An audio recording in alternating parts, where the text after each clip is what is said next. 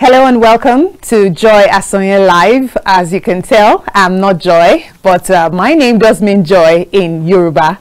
I'm Rayo Motosho, and just for today, I'm standing in for Joy Asonye. She had to attend to some urgent business. So on the show today, we're discussing the Pan-africanism and xenophobia in the context of the recent Miss South Africa incident that has now escalated into something else. It is trending right now on Twitter, and we thought, why don't we bring the conversation home a little bit and, let's discuss that. So I look forward to a thought-provoking and engaging conversation on the show today. Let's take a quick break. I'll be right back to introduce my guest.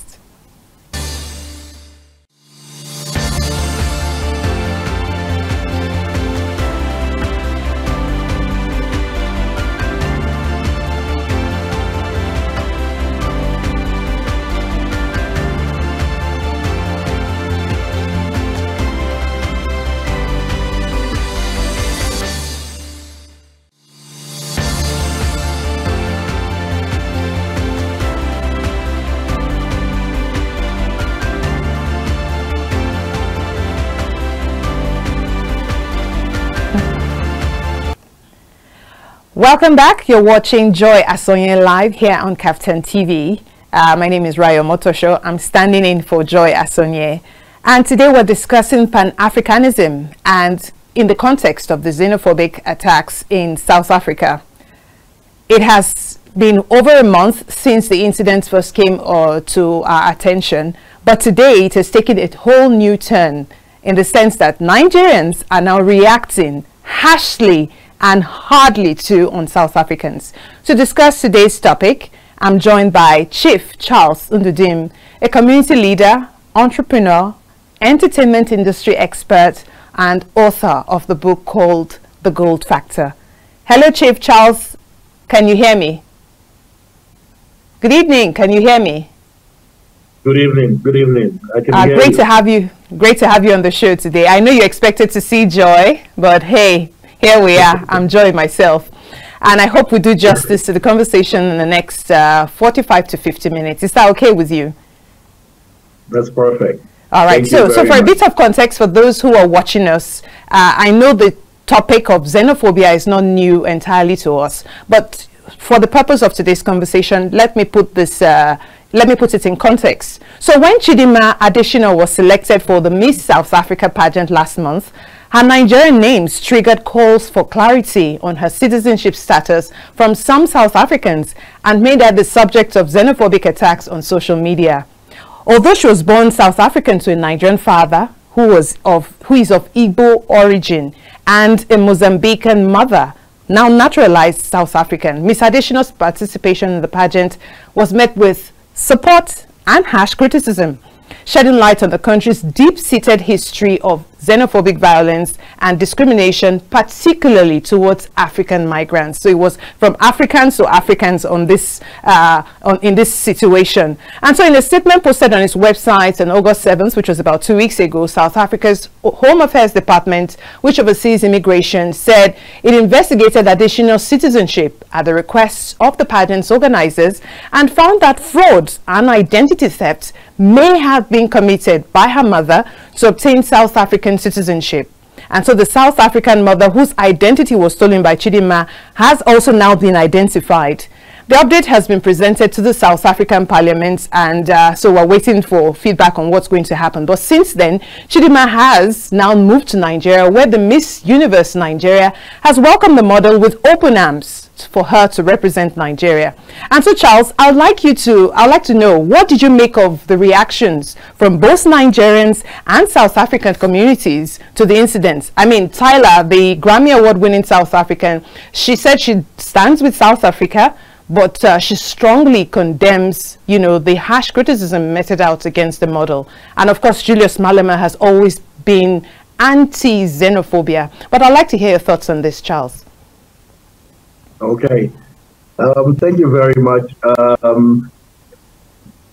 The situation in itself is very unfortunate. It's an unfortunate situation, but a very important conversation, I think, that needs to be heard. The issue here really, I don't think, is about Chidinma in the wider context of it. Myself, I'm married to a South African. I'm talking to you right now from South Africa. I have children who are South Africans who were born here in South Africa.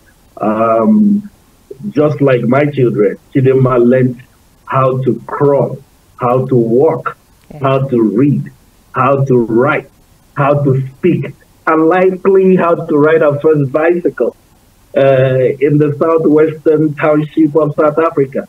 Yeah. So I really empathize with the young lady who over the last few weeks has gone through all manners of rejection from the only land that I don't want to imagine it. So I empathize with her. The worst part of this situation is that the internet and the social media have become, instead of becoming a point of gathering for Africans, and becoming a point where we can exchange ideologies and exchange brotherhood and pat each other on the back and discuss important discussions.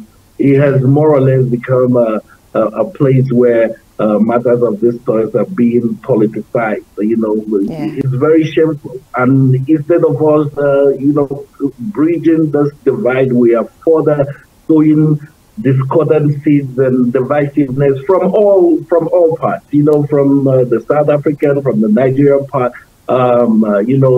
I think a lot of politicians as well using this, to get political relevance, which in my estimation that there are more important problems in Africa to discuss. But this is very vital. Because the future of Africa, in my opinion, Chidinma, I see this. I see positive in this. If we can grow this into a broader context and deal with the issues that have been bedeviling Africa for a very long time. I'm well traveled. The people in the United States, blacks in the US as well, they have a feeling that somehow our foreparents sold them into slavery, and that have not been discussed. South Africans have been dealing, with issues of apartheid, and regardless of wherever the help comes from, because what I hear from the media is mostly from Nigeria or every other country. When South Africans raise their own deep-heated issues, we start throwing at them. We contributed money. We did this. We did that for you during the apartheid. Yes, I mean, there was a call for help coming from South Africa. And I remember as a student in school, we paid survival levy, we paid all kinds of things going. It was the crux of Nigeria's foreign policy in the 60s then, that Africa, was at the heart of Nigeria's foreign policies. And South Africa was #1 on that list to free her from apartheid. So you are saying that this is a political, this has grown into a political issue where South Africa sees the whole conversation that as they're still receiving handouts after all these years, even when they've gained independence. That's what that's how you're contextualizing this. But I'm saying, okay, please go on, Charles. What I'm saying in effect is that, we must begin to deal with the real issues. Hurt people. Absolutely. Hurt people. And in Africa, we're all hurt. We've been colonized by the Europeans. We've not dealt with certain issues that have been bedeviling us. But and it's the same. It's the same context. The growth. Go ahead. In the same context, Charles, Ben Carson is famously known for his book Think Big, where he said, just because you were born on the other side of the tracks doesn't mean you should make it your permanent address. Africans are doing very well all over the world. Why do we allow maybe just the one small thing to hold us back from, embodying the true spirit of Pan-Africanism? Nigeria and South Africa will do well to collaborate. I mean, as one of the biggest economies on the continent, it will do us good to collaborate and, to foster this spirit of Pan-Africanism that our forefathers started. So why do you think instead we're focusing on the most, what's that word now? It's not, I'm not saying apartheid is something they should wear continually, but I'm saying they should move past it, move past whatever labels, and let us work together. Okay, let me contextualize this for you. Yes, please. You know, we are mostly concerned about economic renaissance. Yes. When in Africa, the dynamics are different. Africans do business and collaborate with people they know. Bilateral ties, yes. Yes. And we have not sought amongst ourselves to build the cultural bridge. There is something has to give. We have to build the culture. Yes, we are hungry. Right now, South Africa services all over Nigeria. The companies in South Africa all over Nigeria. I know for a fact I've led in some of the major consultations leading companies into Nigeria. Yes. You know, there's the Africa Free Trade Agreement that have been signed. Why is that not moving forward? I haven't traveled around Africa. We have been teleguided. Yeah. Teleguided in a sense that we have not sought to know one for one. Absolutely.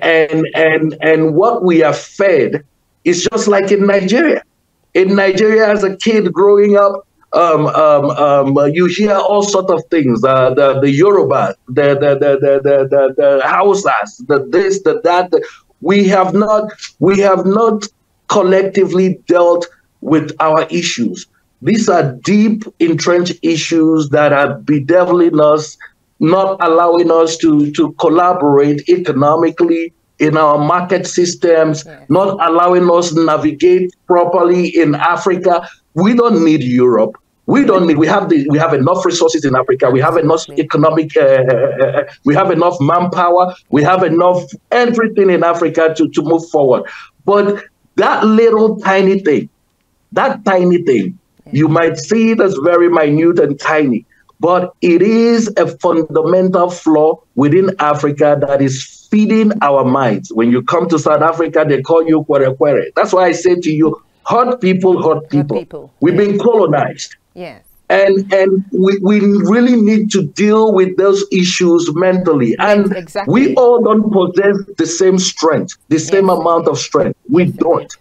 And our thought leaders, our political leadership, I think have failed Africa in this sense. Yes, indeed. Just know if a rural child in some part of South Africa, if he got to know that I was sent out of class for not paying survival levy for him or her to live, you know, to get through this apartheid system. Yeah. If they knew that and knew the love that was being thrown to them from that side, from all over Africa, yes, I think, you know, it will begin a kind of discussion amongst the commoners. Yeah. Because the political elite have already emerged into, they are there. They meet at the OAU conferences. They meet at the United Nations conferences. They meet in all sorts of conferences.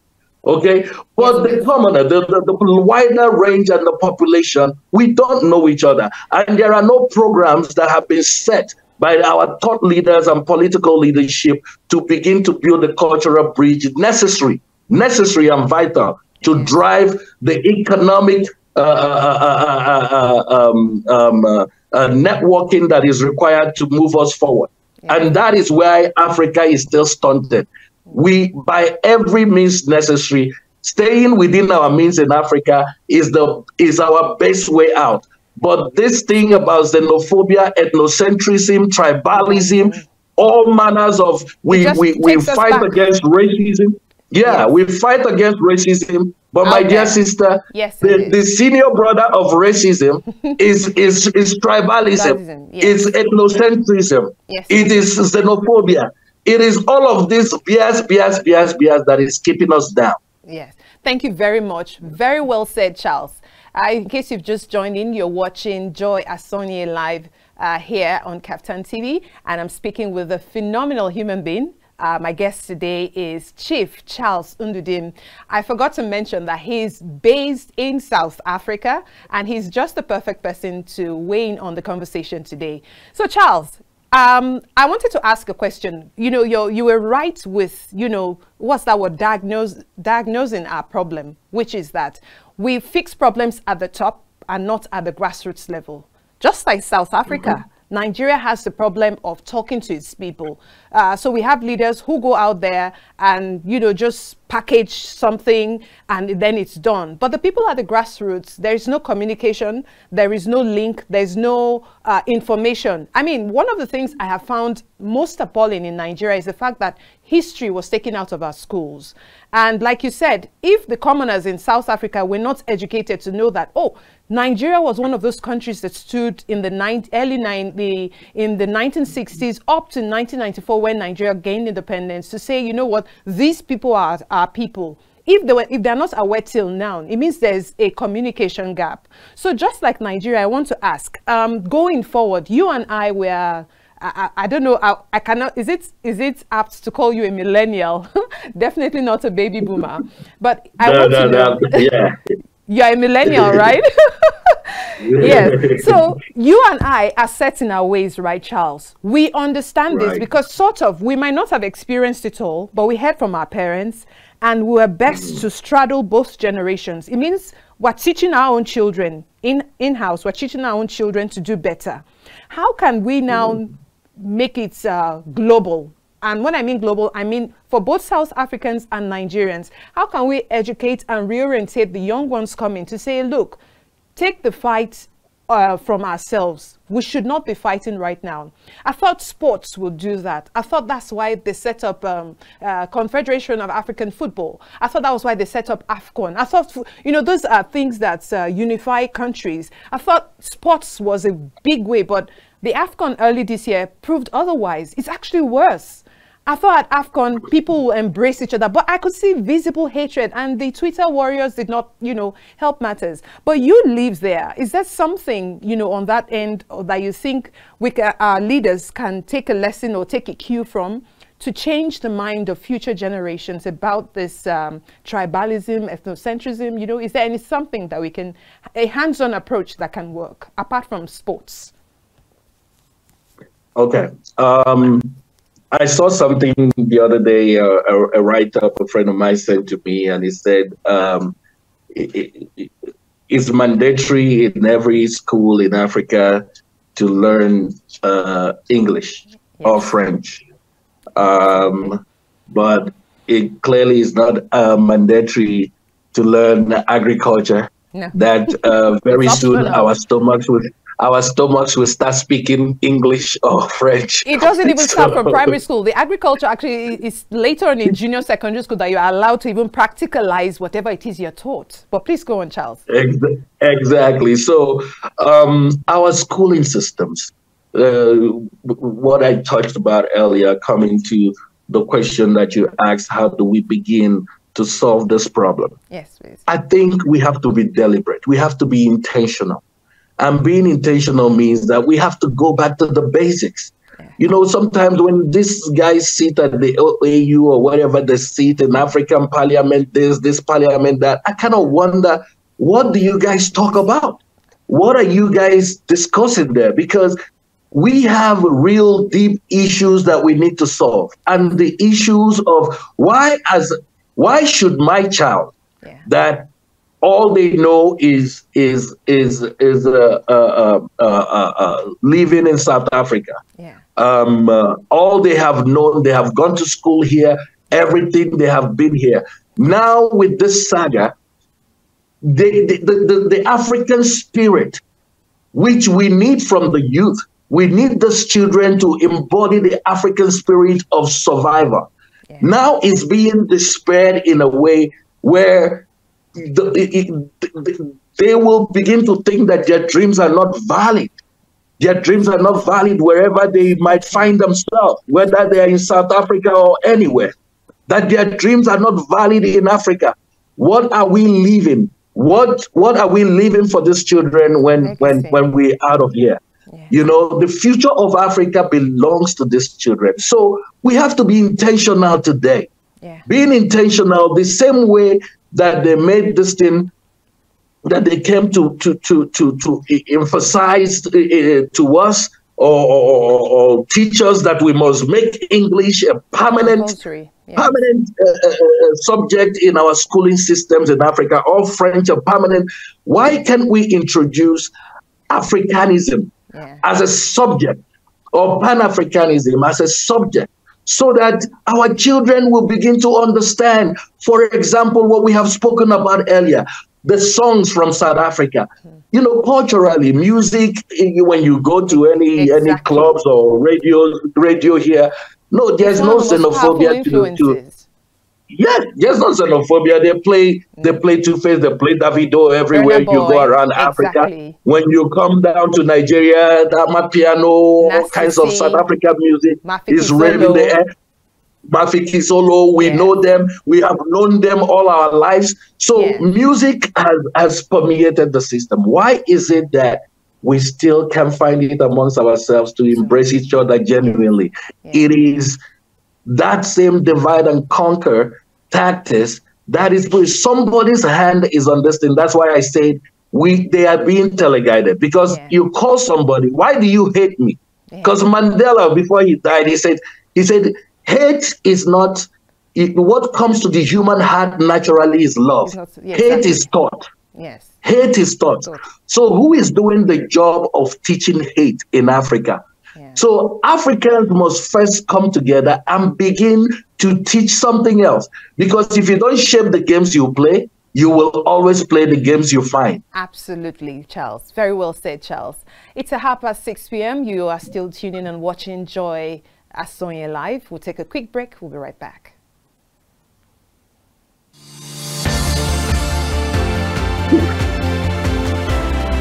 Thank you.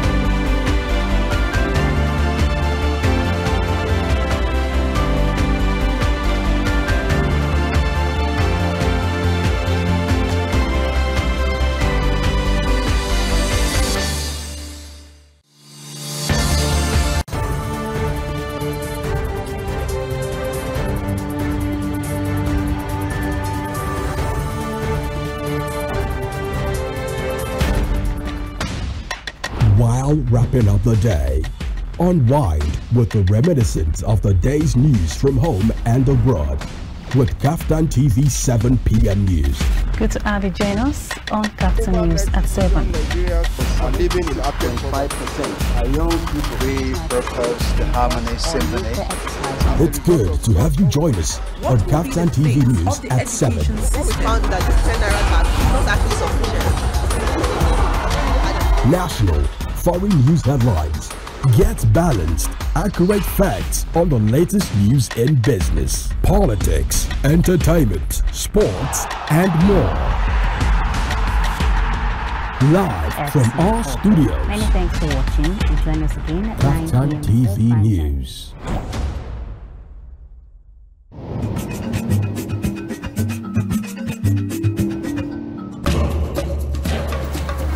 Yes, there is news on your device.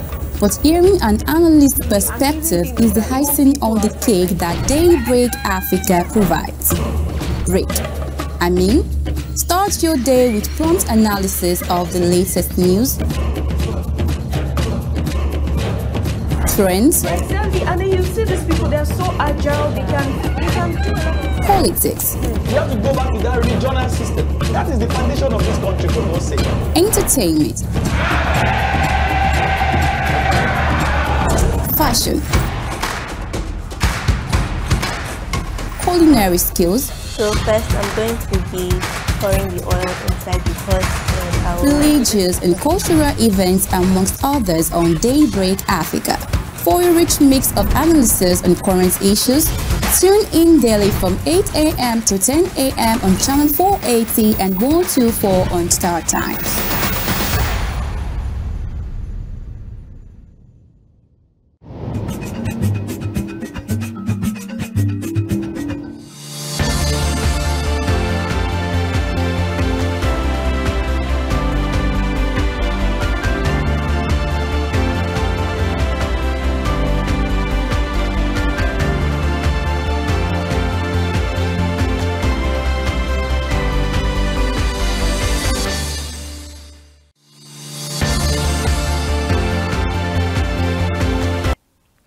Welcome back and thanks for staying with us. You are still watching Join Asoye Live, and we're talking about the xenophobic attacks that has escalated into something else now. My guest is Chief Charles Ndudim, an author who is based in South Africa, and we're weighing in on the conversation to see how long Nigeria and South Africa will keep up this rivalry, and South Africa, how long will they keep up the hatred of their fellow Africans? It's seen as it's not solving any problem, seen as it's not helping us collaborate.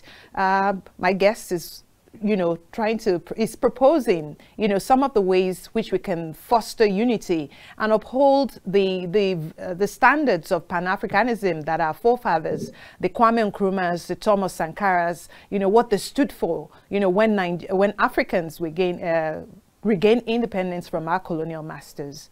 And so welcome back, Charles. Are you still with us? He's joining us live from South Africa. Welcome back, Charles.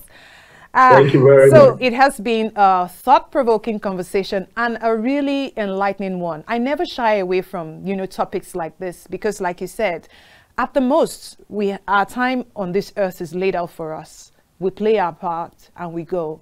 It's what do we leave for the people coming behind us? And if all they see is hatred, they'll pretty much repeat the same things. Like you said earlier, hurt people hurt people. I want to use Thomas Paine's quote, something I found in 2018 when, there was this, just before COVID, when the xenophobia took a different turn in South Africa. He says, reason obeys itself and ignorance submits to whatever is dictated to it. So you're right on the mark when you say, whatever this is coming from, somebody is feeding it.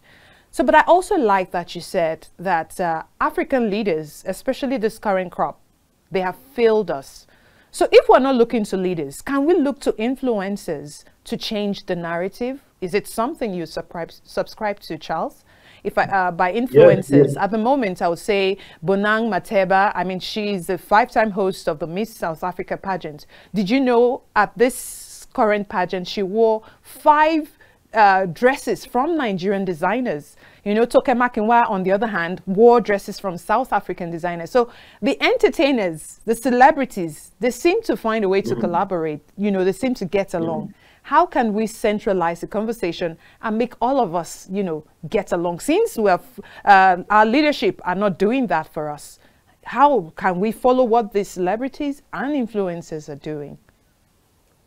I've always said that the entertainment industry in itself is a cultural driver. Yes. The entertainment industry really is the mirror image of every economy, be it an all-African economy or our different nations' economy.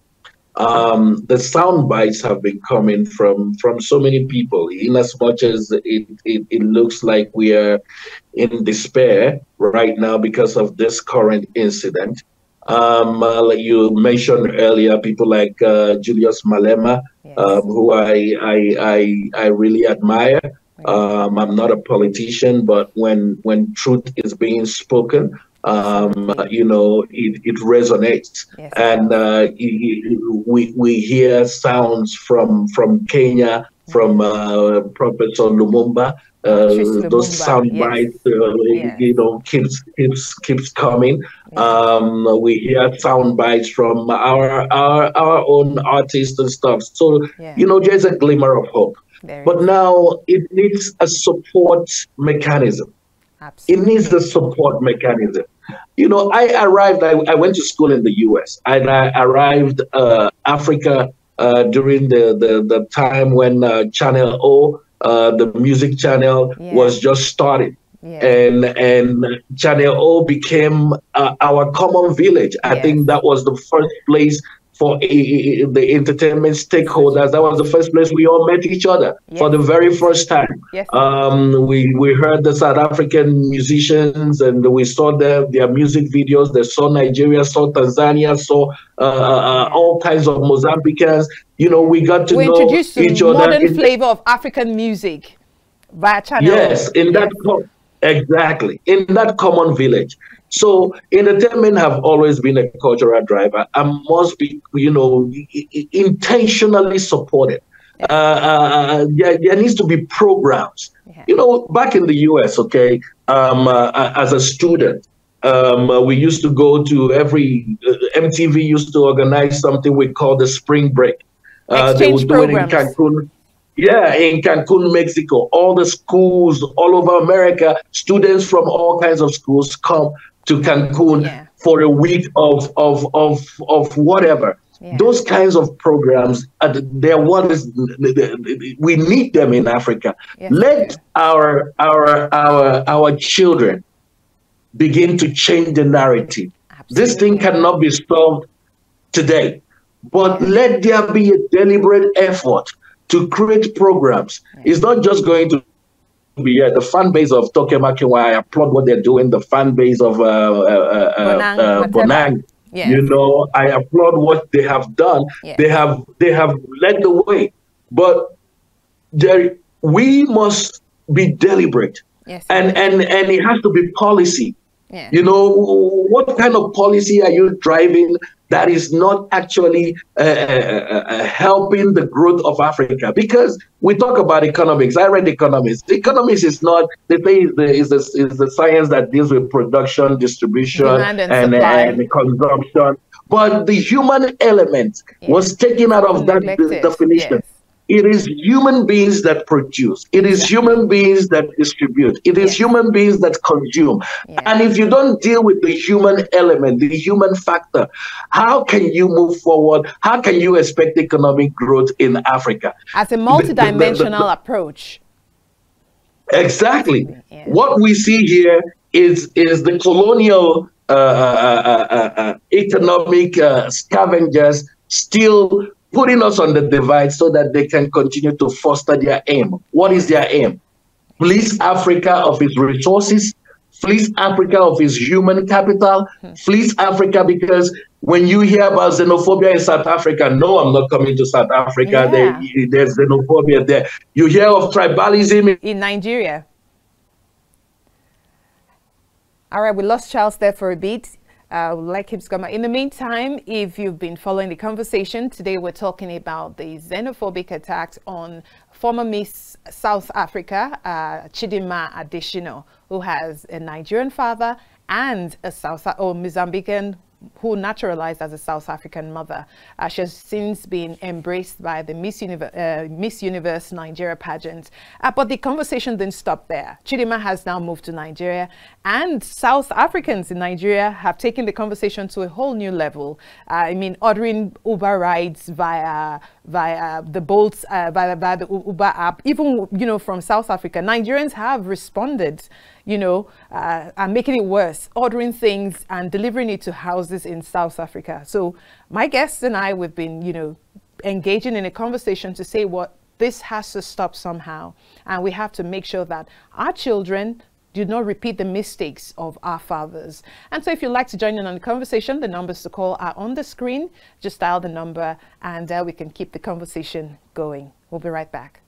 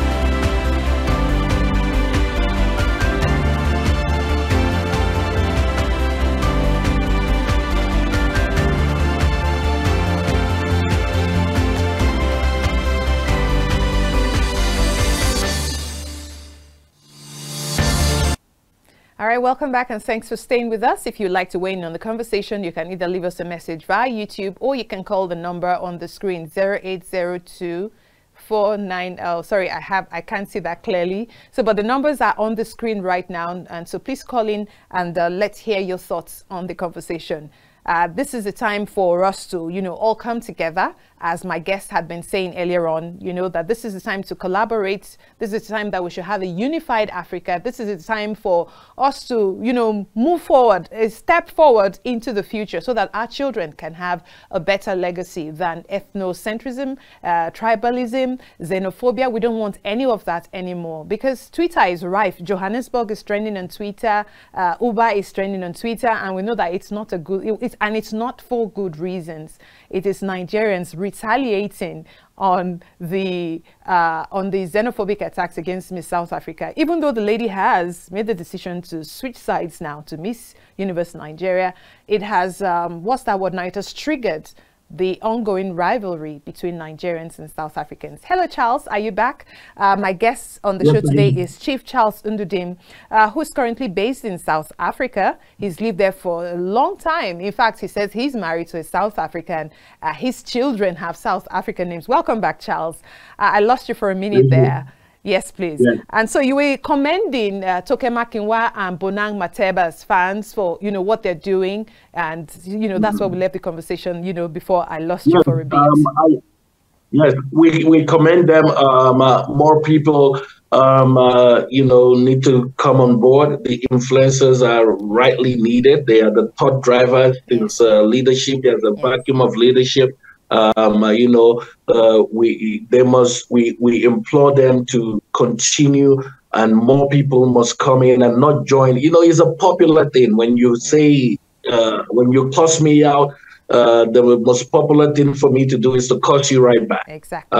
When you hit me, even though in the holy book of the Bible it says when a man slaps you, you should turn the other cheek. But in Africa, when somebody slaps you, you slap him right back. That's it. But we must understand that regardless of when the perceived freedom came to any of our borders. When I say perceived for a reason, we are all from the same block, and that block is. Bob Marley said, emancipate yourself from mental slavery. Some of us are not strong enough to do it by ourselves. Some of us, we need leadership. We need to be held in the hand with love. We need to be spoken to the right way. Communication is always the best way. I've found out for me, even dealing with my own children, when I shout, when I beat, when I do the African way, is when I scold, it doesn't get in somewhere. But when I sit them down in my office, I actually bring them into my office space and we have a conversation. I see results from that. I think Africa needs a conversation. We have all been battered. We have all been enslaved. We have all been dehumanized. We have done so. It's. I cannot give you what I don't have. Absolutely. What we have on this divide in South Africa is it's human degradation. People, this first generation have watched what has been done. So hold that thought there, Charles. We've got a call coming through. Okay. Hello, good evening, and thanks for joining us. Hello, good evening. Yes, good evening, and how are you? Very well, thank you. What's your name and where are you calling from? My name is the High Commissioner of South Africa, and I'm calling from the airport, Abuja. Okay, please go ahead. And you're speaking to my friend Charles. Charles, a friend of yours is calling. That's the High Commissioner. That's the South African High Commissioner in Abuja. His Excellency, good evening. Thank you so much for joining us. Please weigh in on the conversation. You are just the kind of people we want, encouraging this kind of dialogue. Please go ahead, sir. Joy, let me start with you. I think Charles has actually been articulating issues in a very positive and constructive way. But let me just go back to you a little bit, Joy, and say, if you actually start on the premise that there is a victim of xenophobia, and the other is the perpetrator of xenophobia, and then the discussion continues along those lines, we will not be able to get to the bottom of the problem that we're facing. Yes. That we're facing. The issue that we're facing has nothing to do with South Africans hating Nigerians or Nigerians South Africa. It is actually much more complex than that, and unfortunately, we oversimplify the matter. When we have a situation in Africa, in the continent, in every part of Africa, where we have challenges of economic development, where our young people get some hopelessness of government, and because there is actually no prospect for them, and they begin to look elsewhere, especially those that are actually not like us, not like the people they are talking about, the Monang, and because those people are actually interacting that way precisely because they actually have platforms. But the ordinary people who actually are challenged in any country in Africa, they start looking for alternatives and options. And unfortunately, those are expressed negatively. For example, you'll find that, I'm in Nigeria now, and I've been listening to the conversation here, and some people during the protest coming with expressions of Lagos, Yoruba land, and Desert the Igbo land. You know, those kinds of expressions come from the most vulnerable young people who are developing some kind of hopelessness.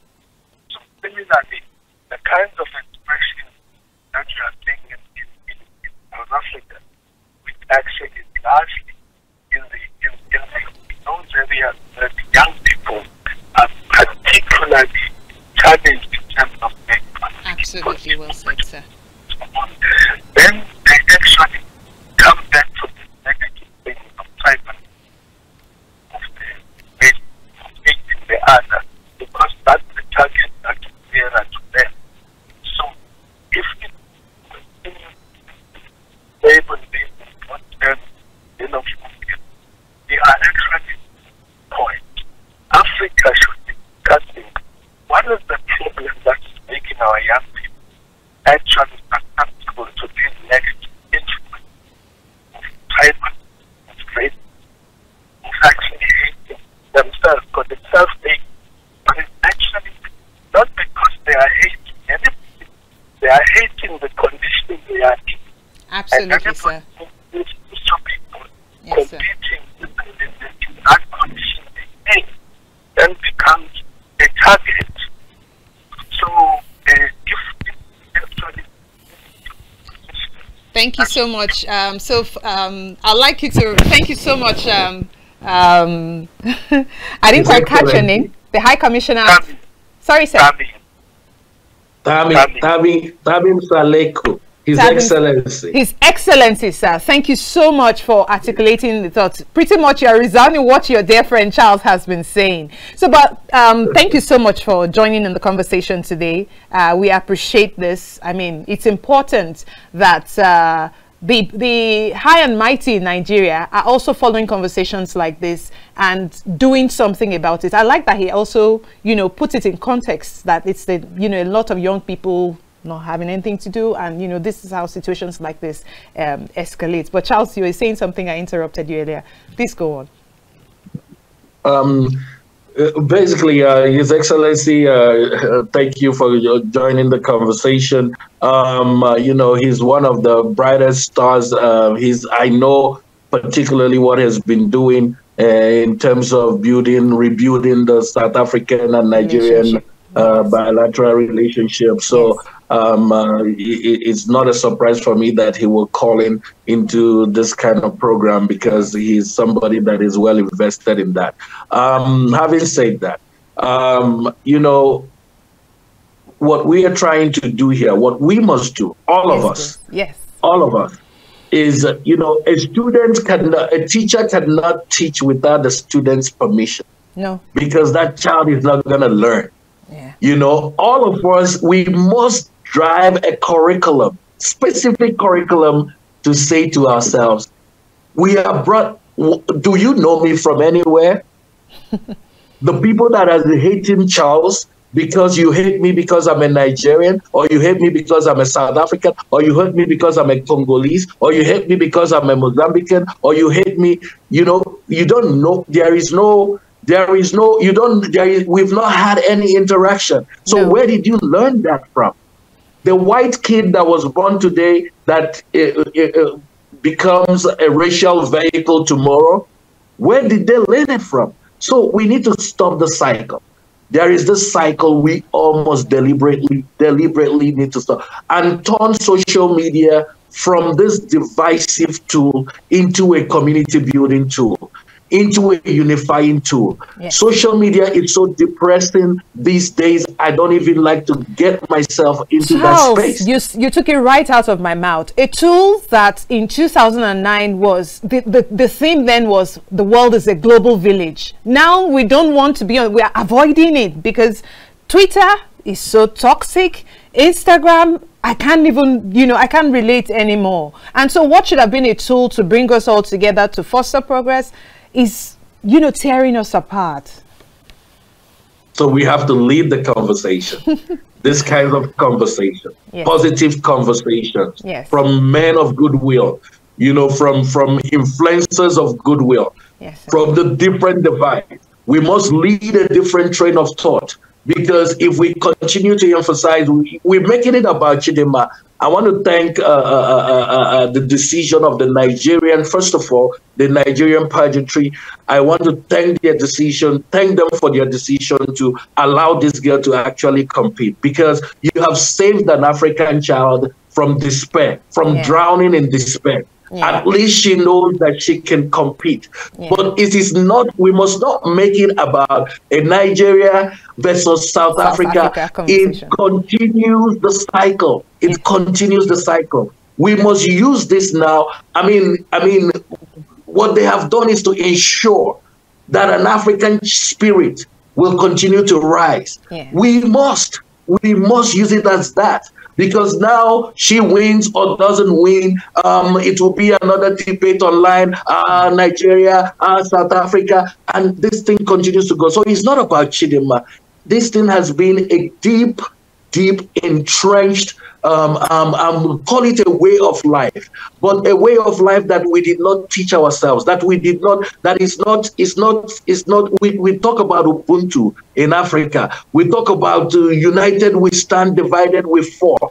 Those are the kind of conversations that we must be leading, because forget, I'm telling you, if we do not deal with this cultural breach, if we not build a cultural bill, we should forget about our economic breach, because it's leading us nowhere.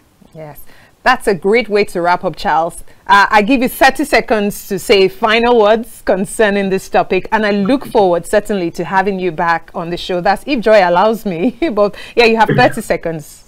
Final words. Okay, thank you for having me. I'm very grateful. I'm always happy when I'm called upon to come on the Joy Sonia live show. But most importantly, remember that if you do not shape the games you play, you will play the games you find. Today, look at what is happening in Rwanda. Rwanda, Paul Kagame, everybody is saying, the West is saying he must leave power.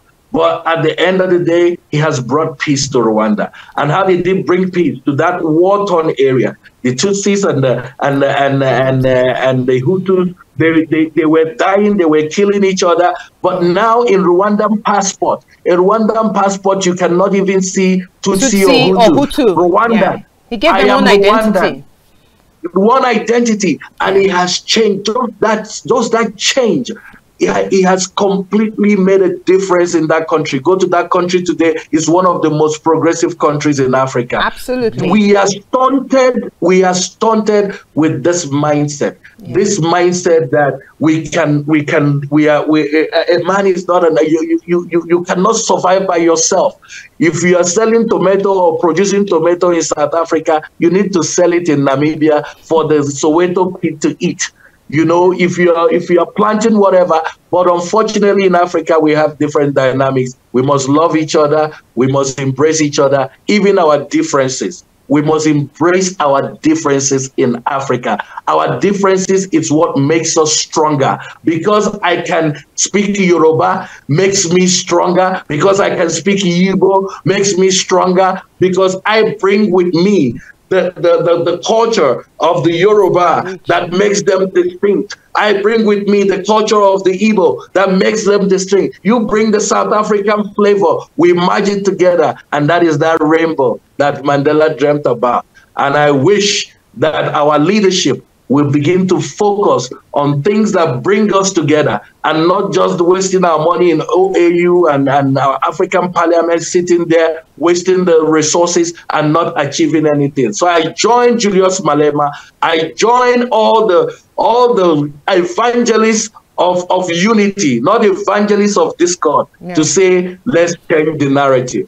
Thank you very much. That's a fantastic place to wrap up. You are fantastic, a phenomenal guest. You're the dream of every interviewer. I mean, you brought, what's that word? A multidimensional approach to the conversation today. And it's a great place to wrap up, to say that overcoming our challenges, like you said, is addressing underlying tensions, promoting dialogue, fostering a shared vision of a unified, prosperous Africa. Thank you so much for having me, Joy Asonye Live. I look forward to coming back some other time. But stay tuned for the program, which continues tomorrow at 6 p.m. Joy will be back on your screens at the same time. I'm Raya Motosho. Thanks for watching.